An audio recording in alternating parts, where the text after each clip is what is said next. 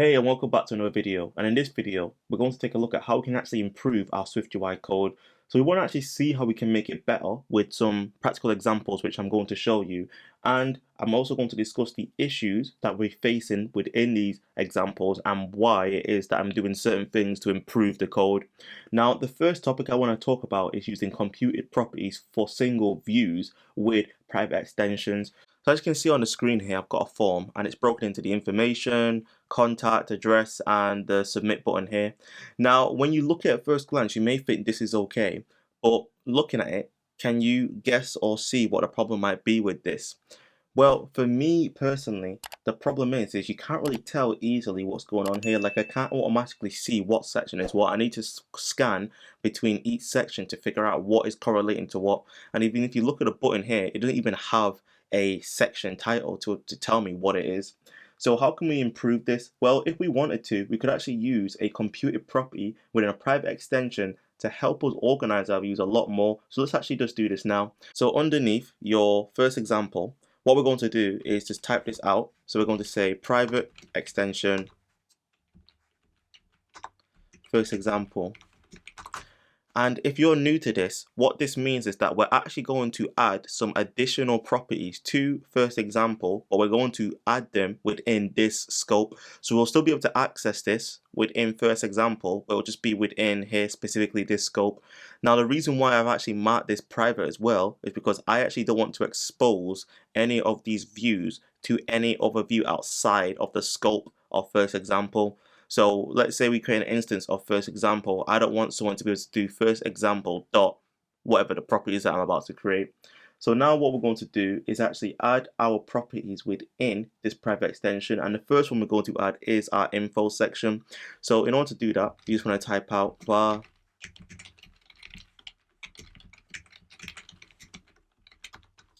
So this is our first view.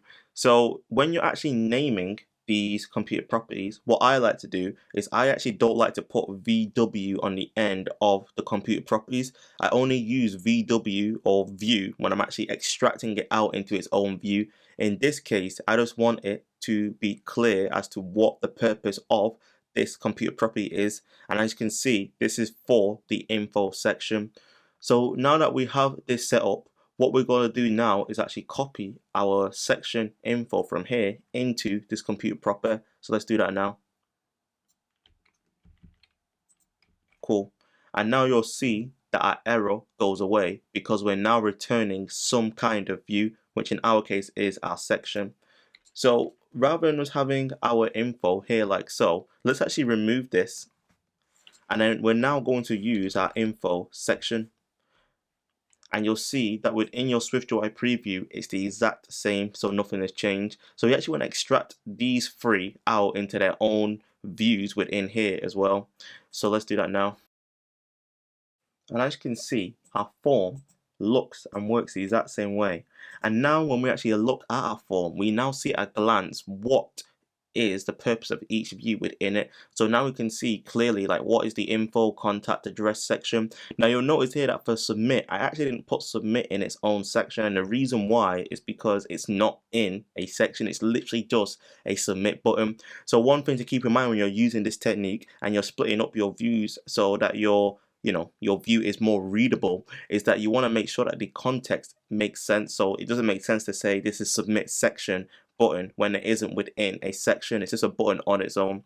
So you can see here that our view is now more readable. We can easily see at a glance what's going on, and we've also separated out and isolated each one of our views within the first example.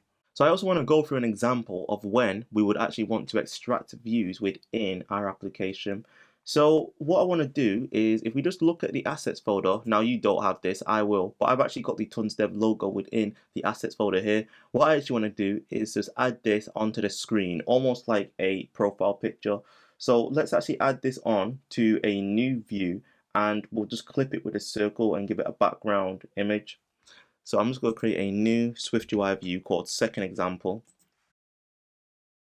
So let's just add this image onto the screen now. Now, it's cool to have it in this context, but what about if we decided that we actually wanted this image to appear in more than one place? Well, let's say we actually wanted this image to appear within our form. So let's actually just copy this and go into our content view, and then within here I'm going to create a new computer property called profile image. Or actually say logo. Let's say logo because it is the TunsDev logo. And then we'll use our logo within our form. Okay, cool. So now we have our logo showing up within our form. Now, I don't know if you realized this, but we've now actually kind of got a bit of a problem now. So can you guess what the problem is? Well, we're actually repeating our code in two places. So the exact same code here is being repeated here. So what about if I decided now that actually, you know what, yeah, I don't want the background here to be blue anymore. I want this to be red. What I need to do is I'd actually have to change this from blue to red. And then I have to change this from blue to red as well.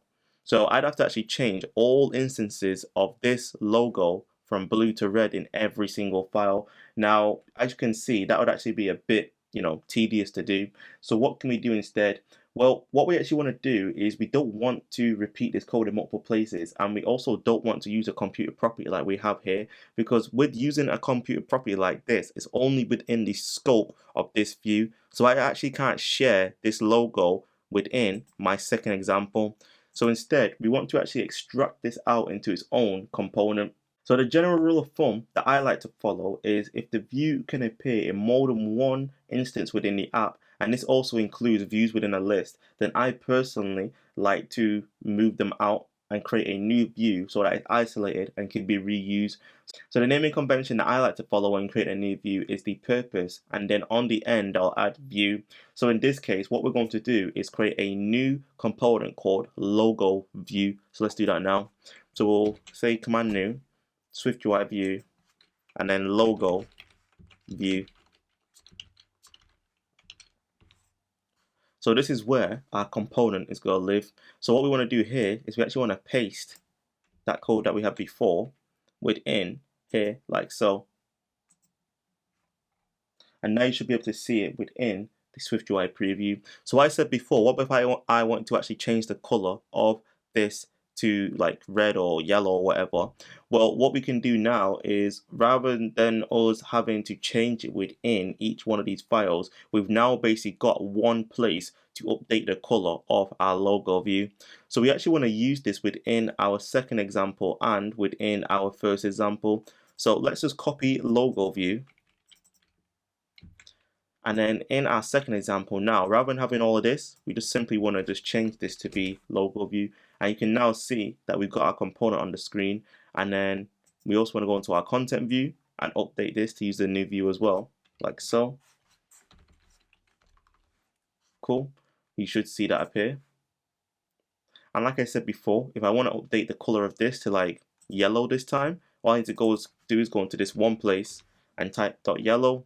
And then when I go back into my views, you'll see that it actually automatically updates it everywhere. So I've literally got one place where I've isolated this component and it can easily be reused in different places. So sticking on this component that I just built, I actually want to touch on the SwiftUI previews component. Now something else we can actually do is improve our preview here, because if you actually look at this, it's actually showing us the TunsDev logo here, but on an actual big device. Me personally, what I prefer to do is I actually prefer to just put a component on its own. So to get around this, I actually like to tweak my SwiftUI preview a bit so that this looks specifically just like a component. So in this case, what I'm going to do is give this component a name, a color scheme, and I'm also going to get it to fit only around the size of this view here. So let's do that now. So on the second example here, we're going to say dot preview display name. And then what we're able to do here is actually pass in a name that is shown here.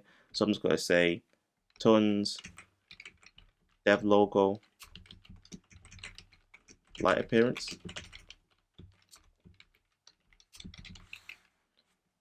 And you can see here that's actually updated it here as well. And also, if I wanted to, I actually don't need to type this out manually. If I didn't, want to, I could easily just actually use a GUI to add in these modifiers within our SwiftUI preview. So you can actually do that by tapping on this button here, and you'll see now that you get all the options where you can actually configure and change your previews. So the next one that I actually want to add in is I actually want to change the layout to size that's fit, so it just fits around the component. So now you can see that the size of it has changed and I just see the component.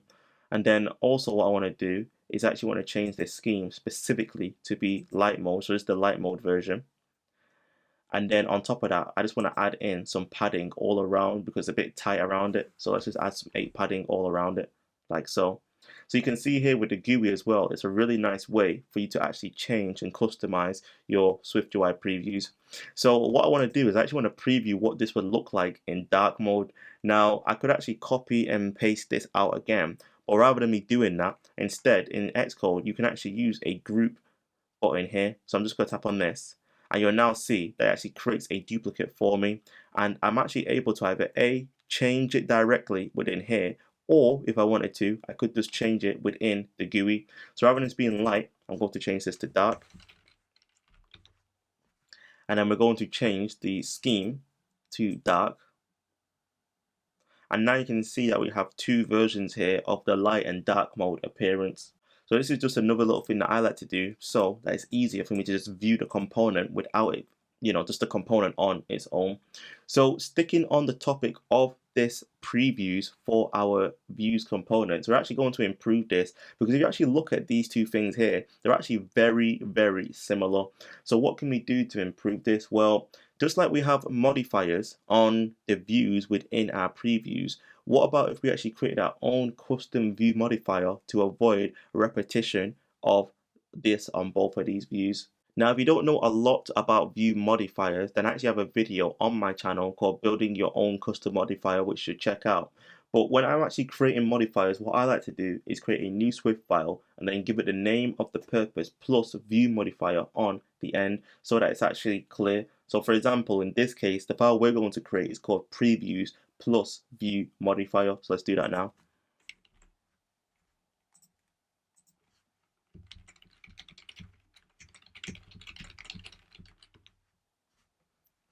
Cool. So now we have our view modifier file. So what I'm going to do is just type out the skeleton for our view modifier. So let's do that now. So as you can see now, we've got our view modifier and we've got our body where we actually are able to apply the styles onto the content. So what we want to do is those styles that we actually had before in the previous file, we want to actually move them within here.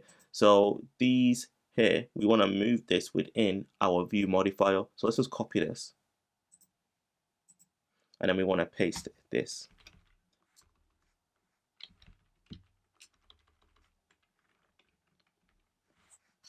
So we actually want to apply these modifiers not onto here like so. We actually want to apply this onto the content that we use within this modifier. So the content within here is the view that these styles will be applied onto.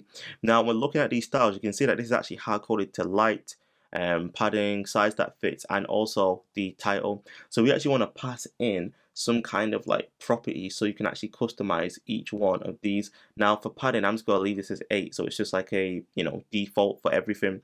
So the first thing that we want is we want to be able to pass in a color scheme. So let's do that now.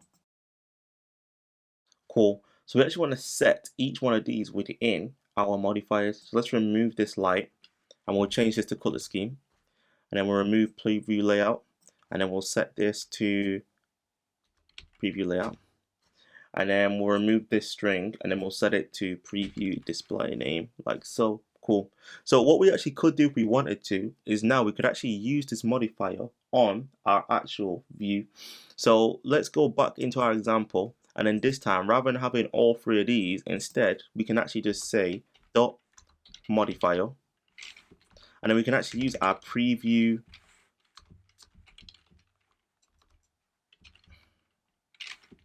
view modifier, and then now we can actually pass in each one of the things that we actually defined a second ago. So we can say dot light and then size that fits, and then we can also say the tons dev logo.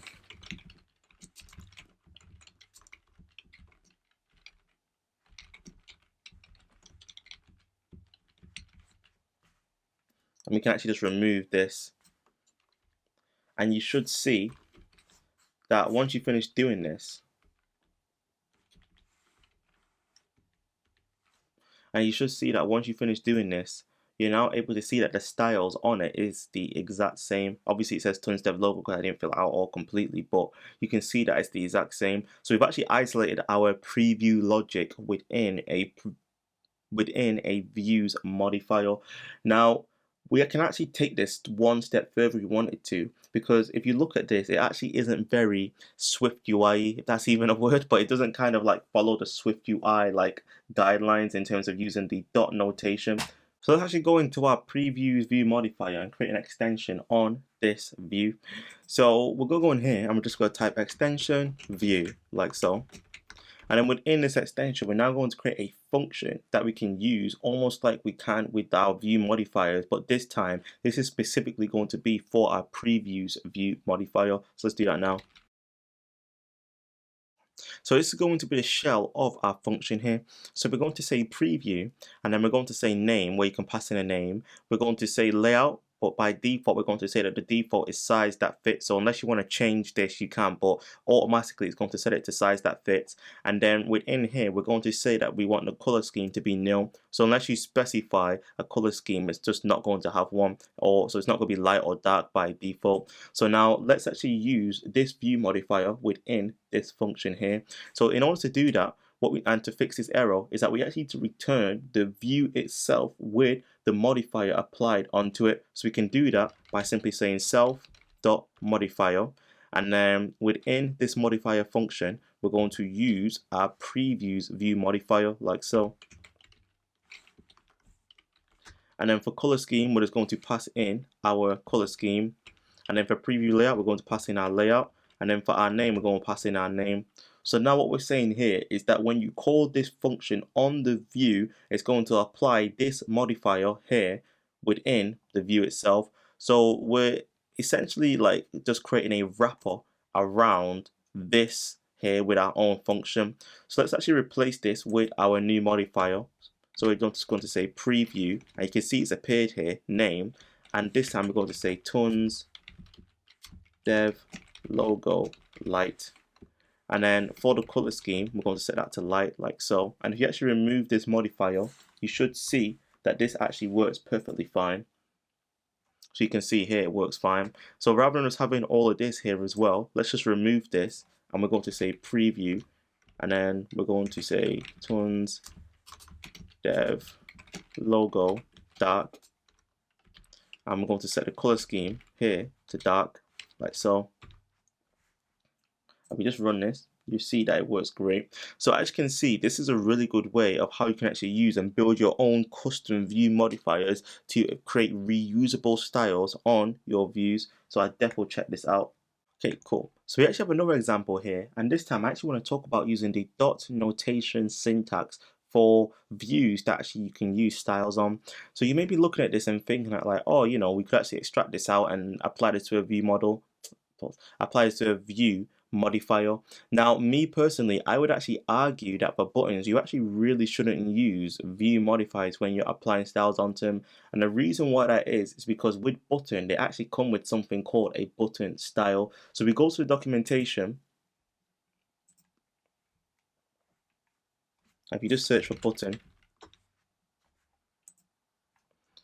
you'll see that as you scroll down, there's actually this here called button style configuration, and you'll also see that there's a function called button style and the protocol to use it. So we click on the protocol for button style. This allows us to actually apply a style to buttons. So we actually don't want to use a view modifier when we want to style a button. And to be honest with you, when you're actually working with certain views that you want to style so they can have like a specific look, what you probably want to do before you start writing a view modifier is check to see the documentation if that view supports a style, so you can actually do what I'm about to do now. So we're going to create our own custom button view style. So let's do that now. So first of all, we're just going to call this primary button style.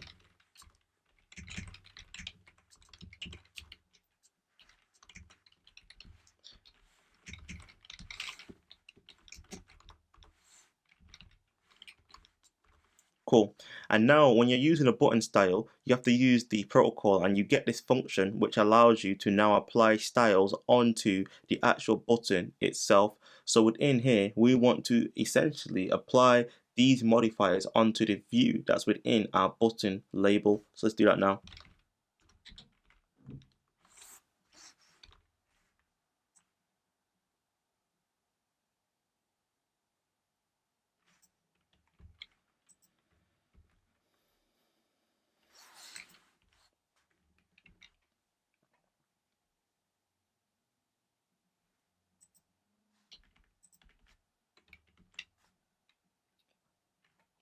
So the reason why I've actually commented these two things out is because this label is actually just some kind of generic view. It's actually not specifically a text, and bold and font specifically only work with text.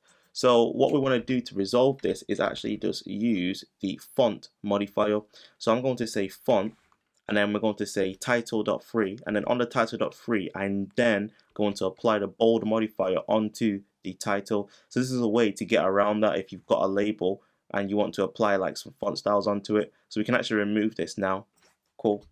So if we wanted to, we actually could apply this primary button style onto our button now. So I can remove these modifiers, and then on our button I can say dot button style, and then within here we can just type primary button style like so. And if we hit resume,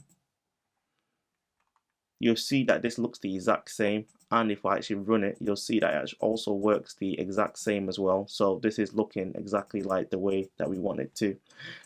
But there's actually one thing that I want to improve here. So currently right now, I'll be honest with you, this isn't, like I said before, a very SwiftUI way of applying styles, because if you actually remove this primary button style and you actually type dot, you'll see that you actually have these styles that you can use by using the dot notation. So what we want to do is we actually want to use the dot notation to apply our own custom style onto a button. So let's do that now. So we're actually going to type this one out together. And the first thing that we want to do is, I'm just going to comment this out temporarily just so we can get this to compile. So the first thing we need to do is actually apply an extension on button style. Cool. So now the extension on button style, we need to use something called a generic constraint, where we're essentially going to say only allow this dot notation where the style matches primary button style.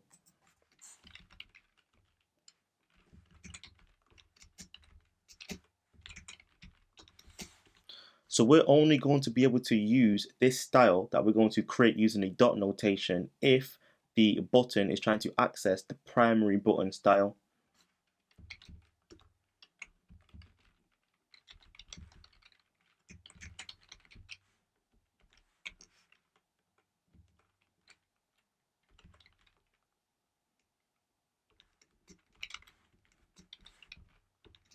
Cool.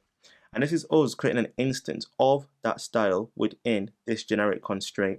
So instead of us actually typing out the whole primary button style like we did before, now what we can do is we can simply do the dot notation, and you'll now see that our primary style now appears within the list. And if we actually use that, you'll now see that in our SwiftUI preview, it actually looks the exact same, and it looks a lot more SwiftUI.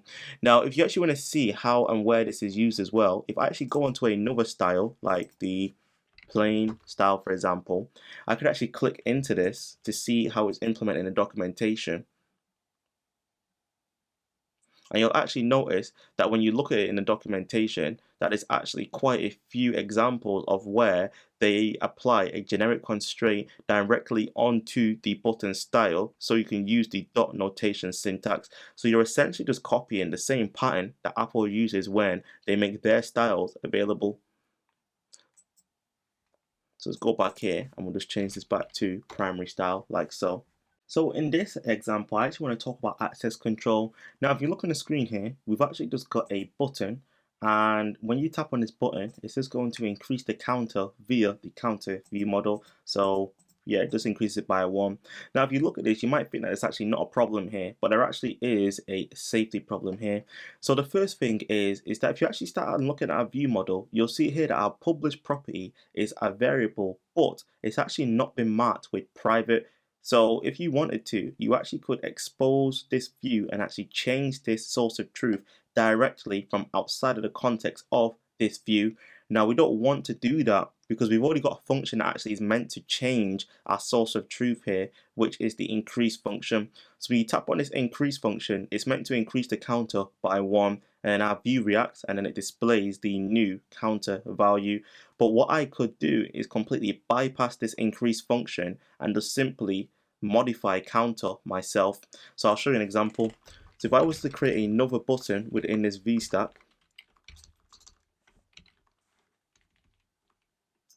and then we're just going to do that, and then I'm just going to set the label to just say something random like this. And then what I'm actually able to do within the action, if I wanted to, is I can change counter to whatever I want, like I said before, and this is actually valid. So when you're working with state properties, or I should say not really specific state properties, but when you're working with variables that basically are your view's source of truth, unless you actually do want to modify them from outside of the context, you want to protect them so that they can't get changed from outside of their scope. So in this case, we actually don't want to use private, because if we use the private here, you'll now see that we'll get quite a few errors because this isn't allowing us to expose these properties here like so. So you can see that we've got the error here saying it's inaccessible. So instead, what we want to do is we actually want to use private set.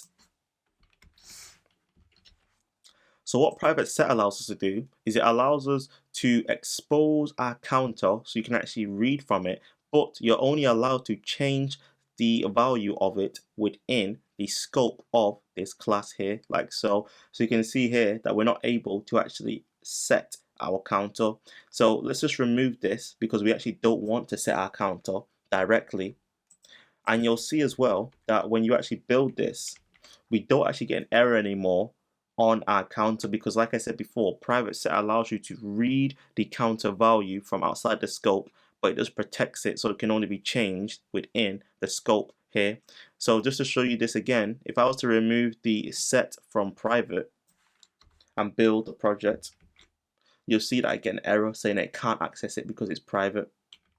So this doesn't only just apply to your source of truth within view models, but it also should apply to any kind of state properties within your views. So the problem that we have here now is that if I actually create an instance of counter example view, you'll now see that I actually have an extra additional initializer where I can pass in a view model. Now I don't want someone to be able to actually instantiate this view and pass in their own custom view model. So what we want to do is we actually want to lock this off, similar to how we lock off our counter. So in order to fix that, this time on here, we don't want to actually mark this private set. Instead, we actually just want to mark this private. Now the reason why we want this to be private is because we actually don't want this to be exposed at all. So this applies to any state properties within your view. The only property wrapper that you don't want to use private on is an observed object, because you actually do need to pass an object into that view. But in this case, anything else, you want to mark it off with private. So I just want to go back to my first example that we were talking about with the logo view. And this time, what we're actually going to do is I want to essentially just show you how I like to manage assets within my applications. So you'll see here that this image, we're actually directly accessing the image and we're typing a string in. And me personally, what I like to do is I like to create a file where I kind of keep all my images, assets, and colors, or any kind of fonts away from the view. So let's create a new file called theme. And this is going to be a Swift file. And then within this theme file, what I would do is I would add colors or any kind of like I said, assets that I would reuse within the application. So in order to do this, what I like to do is I like to use enums. Now, the reason why I use enums and not structs is because you can't create an instance of an enum with what I'm about to do.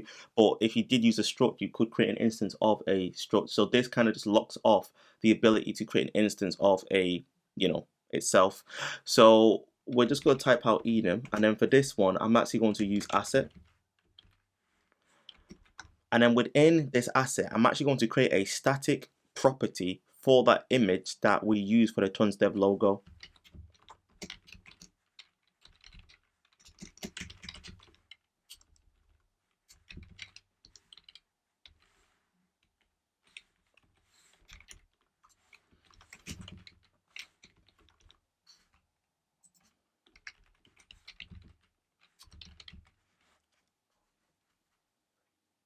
Okay, cool. So now we have our enum assets, and we also have a static constant within it called logo. So this is how we're actually going to access our logo within our logo view. So let's go back into here. And then rather than actually having this image, instead, what we're going to do is we're just going to replace this with asset dot logo, like so. So now we're actually able to easily access our theme, logos, colors, and fonts by following this pattern. And I said before that I didn't want someone to have the ability to create an instance of this asset, and I'll show you that now. So let's say if I wanted to, if I just to add a on appear, like so, and then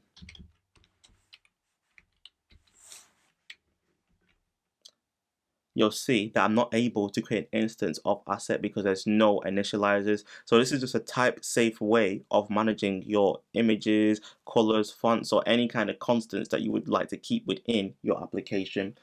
So when you're actually working with SwiftUI views as well, you'll see that you'll actually have some instances where you just want to basically close things off. Now, you'll notice that when I do my videos, I actually have this thing on the side here where I'm able to easily like collapse views so I can focus on what I need to focus on. And what you want to do to actually turn this on is if you go to your preferences, and then if you go to text editing, you should see on display there's an option called code folding, and if you just turn this on, what this allows me to do is it allows me to easily just collapse views that I don't really care about anymore. So a good example of this is if we go into our first example where we had our different sections, rather than me having to scroll all the way down to get to the preview, what I could just do is just close off each one of these views